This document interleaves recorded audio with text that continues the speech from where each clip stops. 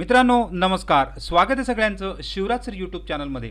ITI exam 2024चा result या ठिकाणी लागला होता एक दोन दिवसापूर्वी आणि ITIचे सर्टिफिकेट डाउनलोड कालपासून सुरू झाले होते, परंतु बऱ्याच विद्यार्थ्यांचा फोटो मिसिंग इश्यू होता, तो आता सॉल्व्ह केला आहे DGTने आणि सगळे डॉक्युमेंट्स किंवा सगळे सर्टिफिकेट्स तुम्हाला एका क्लिकवर डाउनलोड करता येत आहेत।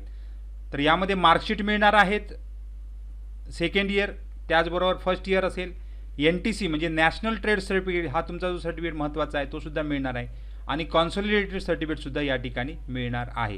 तर तिन्ही सर्टिफिकेट्स डाउनलोड करून तुम्ही त्याची प्रिंट घेऊ शकता किंवा ऑफिसमधून सुद्धा प्रिंट तुम्हाला मिळणार आहे। तर जाऊ डायरेक्ट डिटेल्स डाउनलोडकडे।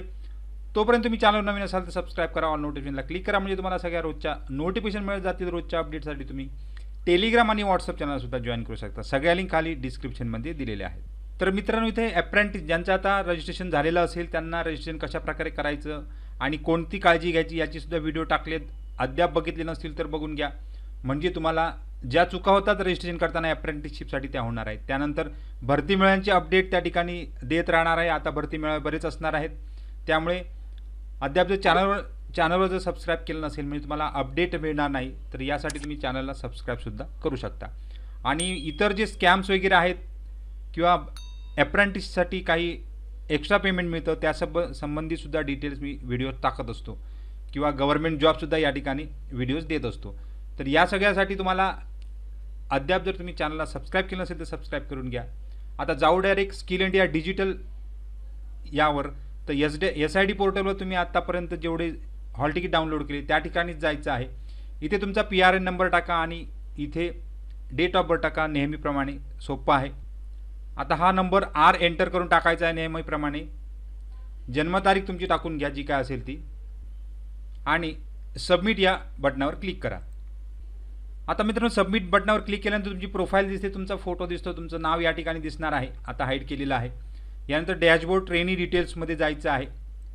ट्रेनी डिटेल्समध्ये तुम्हाला काल जिथे तुम्हाला दिसत होतं तर या शेवटी तुम्ही सक्सेसच्या पुढे एक 3 डॉट दिसत आहेत बघा, या 3 डॉटवर तुमची सगळी सर्टिफिकेट्स आलेली आहेत।